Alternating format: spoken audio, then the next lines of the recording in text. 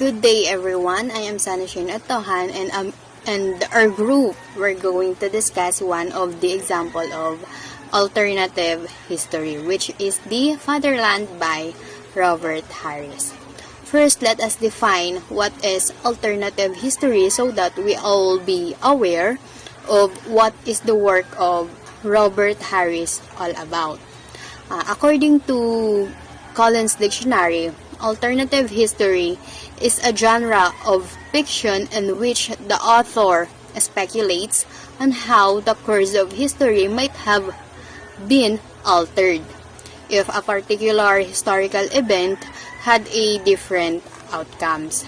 According naman sa Merriam Dictionary, alternative history is a fiction that is based on history and that explore what might have happened if a certain historical events, figures, and etc. have been different. So, one of the best example of this alternative history was the Fatherland by Robert Harris, because in a world where Nazi Germany won the Second World War, a German policeman investigates a conspiracy involving the death of high-ranking Nazis. And he must decide how much he is prepared to sacrifice in order to discover the darkest secrets of victorious Third Reich. That was just the gist of our discussion. So, in my part, my focus is the author of this masterpiece, which is Robert Harris. Let's talk about his personal life and the achievements or the masterpieces that he had done all throughout the year.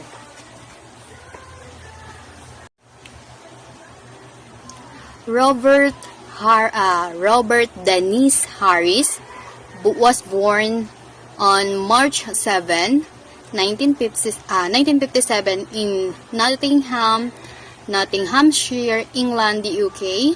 Lives with his wife, Hill, and their 4 children named Holly, Charlie, Matilda, and Sam in Berkshire Vicarage. His ambition to become a writer arose at early age. This was from his visit to the local printing where his father worked. Harris went to Belvoir High School in Bottesford, and then during his high school stay, the King Edward VII School, Melton Morway, where the hall corridor was later named after him. There, he wrote, plays, and edited the school magazines. Harris also read English literature at Solent College, Cambridge. While at Cambridge, Harris was elected as the president of the Cambridge Union and editor of the oldest student newspaper at the university. After leaving the Cambridge, Harris he joined then the BBC and worked on news and current affairs program such as the Panorama and the Newsnight. And then in 1987, at the age of 30, he became the political editor of the newspaper The Observer, and later he wrote regular columns for the Sunday Times and the Daily Telegraph. Some of his work are here in the slides, list down in the slides. Here, it was from 1983 up to 2015 rather. Some of those are non-fiction, some were poems, and some were short stories.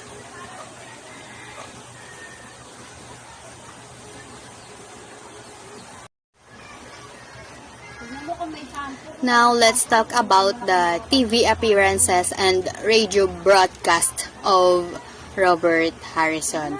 Harris, rather.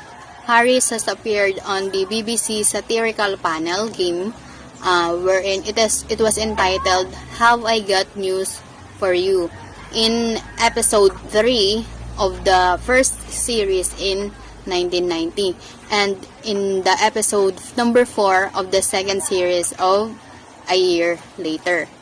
In the first, he appeared as the last-minute replacement for the politician Roy Hattersley.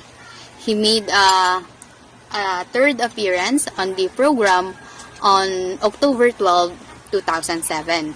17 years to the day after his first appearance, since the gap between his second appearance and the third appearance was nearly 16 years.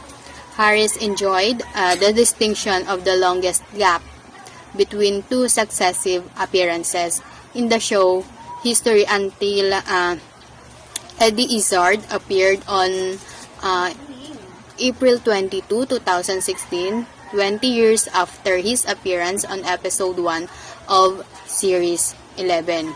On December 2, 2010 naman, Harris appeared on the radio program entitled radio program named Desert Island Disc, when he spoke about his childhood and his friendships with Tony Blair and Roman Polanski. Harris appeared on the American PBS show Charlie Rose on February 10, 2012. Harris also discussed his novel, The Fear Index, which he likened to a modern-day Gothic novel, along with the lines of Mary Shelley's Frankenstein.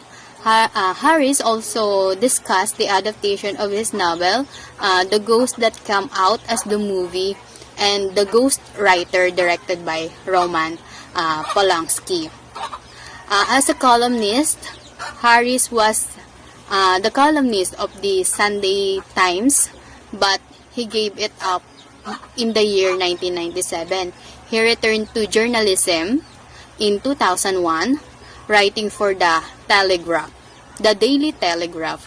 He was named the columnist of the year at 2003 British Press Awards.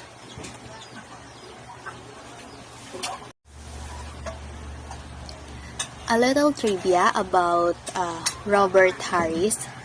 Robert Harris is the brother-in-law of Nick Hornby. Nick Hornby is an English writer and lyricist. He is the best known for his memoir, Fever Pitch, and his novel, High Fidelity and About a Boy, all of which were adapted into feature films. Hornby's work frequently touches upon music, sports, and the aimless and the obsessive natures of his protagonists. His books have sold more than 5 million copies worldwide as of 2018. In 2004 poll for the BBC, Hornby was named the 29th most influential person in British culture. The second one is he attended at King Edward VII College in Melton Mowbray, wherein the hall or the corridor was named after him. And another trivia is that his most noted novels include Fatherland in the year 1992, Enigma in the year 1995, Pompeii 2003, and The Ghost 2007. And last but not the least, former friend of Tony Blair, the British Prime Minister from 1997 to 2007.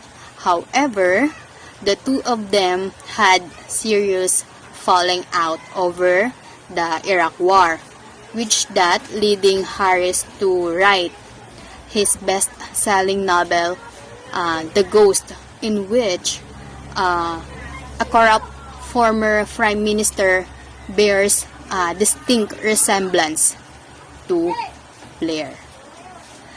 So yan, that's all for my part.